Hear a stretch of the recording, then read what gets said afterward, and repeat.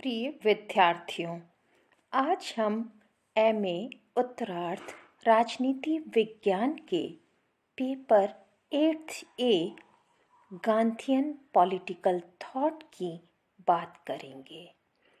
आज का हमारा अध्ययन का विषय है महात्मा गांधी और कार्ल मार्क्स। प्यारे बच्चों,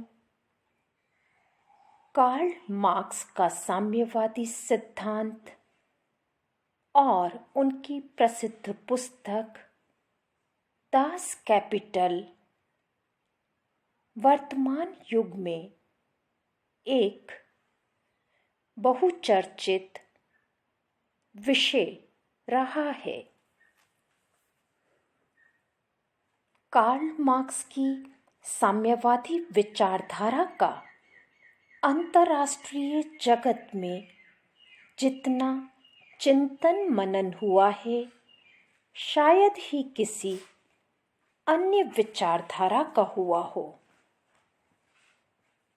उनकी अवधारणा पर राजनीतिक विचारकों और समाजशास्त्रियों ने विभिन्न मत व्यक्त किए हैं। किसी ने उनको शोषित पददलित श्रमिकों का मसीहा बताया है, तो किसी ने उनकी साम्यवादी समाज की परिकल्पना की खिल्ली भी उड़ाई है। बहुत से आलोचकों ने उनकी वर्ग संघर्ष की अवधारणा और समाज परिवर्तन के सिद्धांत को हिंसक करार दिया है। फिर भी इस बात से इनकार नहीं किया जा सकता कि वह एक युग प्रवर्तक महापुरुष था, जिसके विचारों ने सामाजिक जीवन को एक नया दृष्टिकोण दिया और राजनीतिक क्षेत्र में आमूलचूल परिवर्तन कर डाले।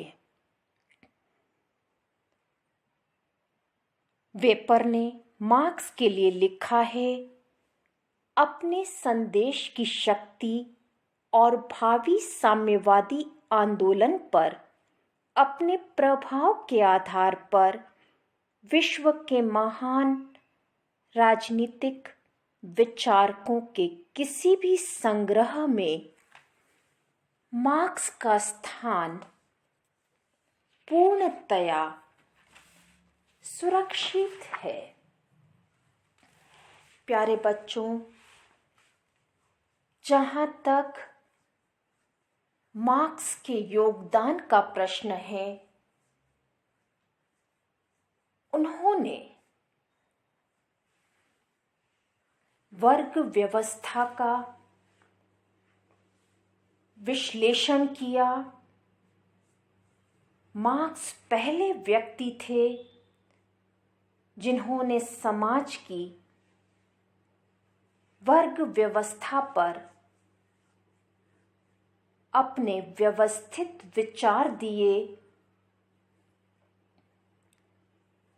उन्होंने बताया कि प्रत्येक समाज में दो विरोधी वर्ग होते हैं, एक तो सुविधा संपन्न वर्ग और दूसरा सुविधाहीन वर्ग,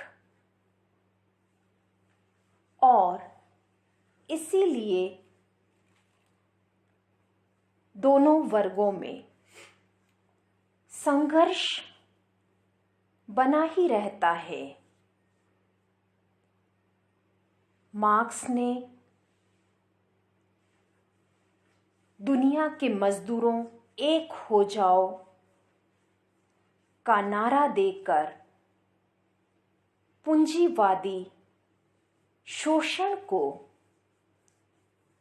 उखाड़ फेंकने की शक्ति मजदूरों को दी। विश्व भर के सर्वहारा वर्ग को उन्होंने अपनी मुक्ति के लिए आह्वान किया। मार्क्स की साम्यवादी क्रांतिकारी पद्धति आज उन देशों में अपनाई जा रही है जो औपनिवेशिक गुलामी से हाल ही मुक्त हुए हैं। यही नहीं, मार्क्सवादी दर्शन का औचित्य इस बात में भी है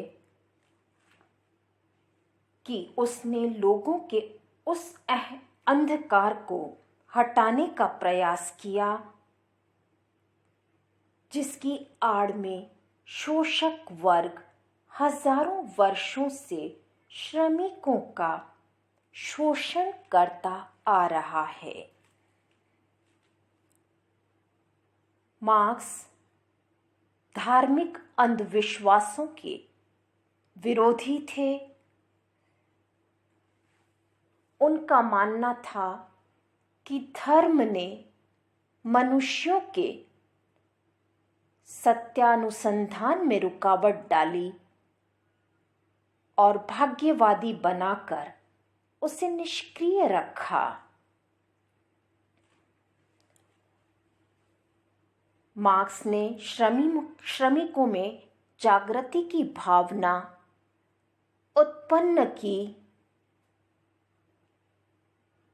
उनका उद्घोष है, विश्व के लिए विश्व तुम्हारे सामने है, तुम्हें अपनी बेड़ियों के अतिरिक्त कुछ नहीं खोना है। प्यारे बच्चों,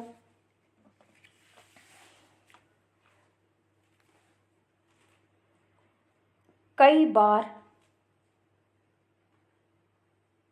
गांधी दर्शन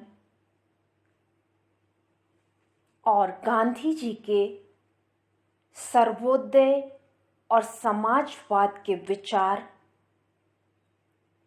लोगों में भ्रम उत्पन्न कर देते हैं और गांधी जी और मार्क्स की तुलना भी की जाती है।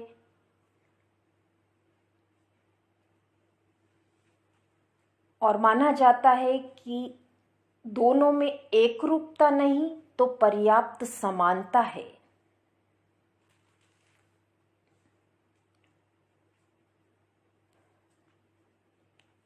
दोनों के उद्देश्यों में प्रचुर समानता है, केवल उनके साधनों में ही भिन्नता है। और इस आधार पर कुछ लोग गांधीवाद को हिंसा रहित साम्यवाद कहते हैं,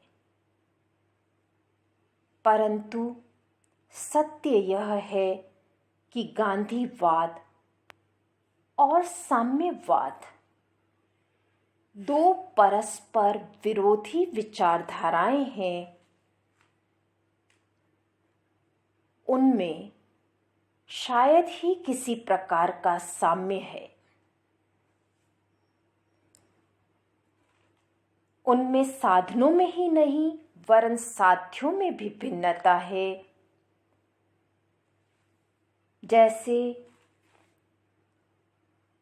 गांधी जी का सत्याग्रह में विश्वास है तो मार्क्स का भौतिकवाद में विश्वास है। गांधी जी और मार्क्स की पृष्ठभूमि भिन्न है।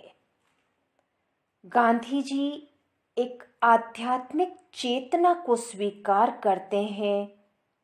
उनकी चेतना का मुख्य केंद्र आत्मा और नैतिकता से परिचालित विचार है, लेकिन मार्क्स की पृष्ठभूमि भौतिकवादी है। इसलिए वह पदार्थ में आस्था रखते हैं। दूसरी बात, गांधी जी वर्ग सहयोग के तो मार्क्स वर्ग संघर्ष के समर्थक हैं।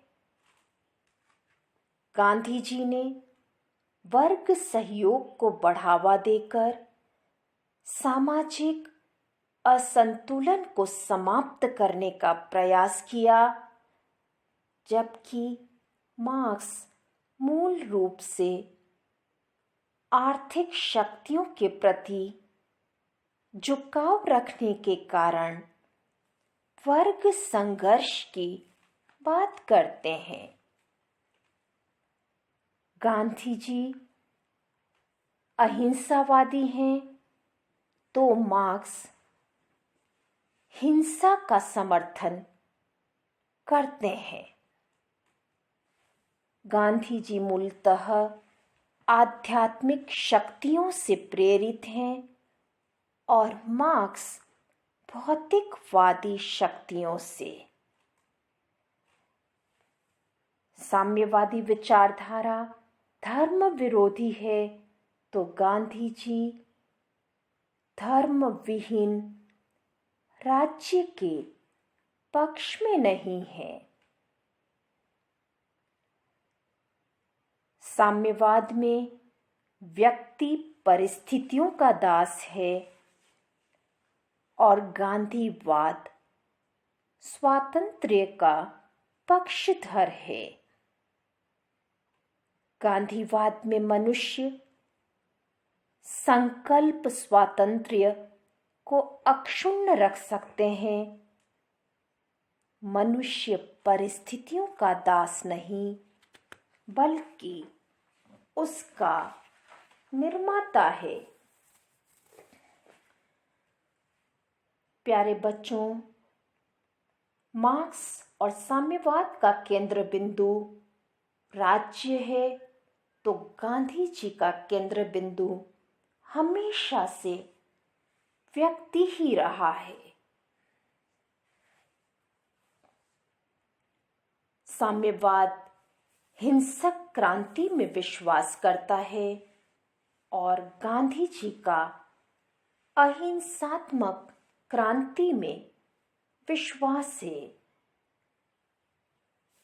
मार्क्सवाद अधिनायकवाद का और गांधीवाद सर्वोदय के पक्ष में है।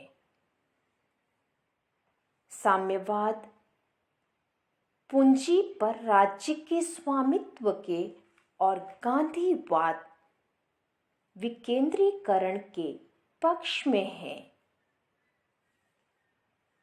मार्क्सवाद देश की संपत्ति के ऊपर राज्य के स्वामित्व का प्रतिपादन करता है। उसके अनुसार उत्पादन और वितरण के सभी साधनों पर राज्य का एकाधिकार होना चाहिए। लेकिन गांधीवाद के अनुसार विकेंद्रीकरण और लघु उद्योगों को प्रोत्साहित करना चाहिए, तभी मानव की स्वतंत्रता और गरिमा की रक्षा की जा सकती है। इस प्रकार प्यारे बच्चों, हम ये कह सकते हैं कि मार्क्स और गांधी के विचारों में आमूलचूल अंतर दृष्टिगोचर होता है।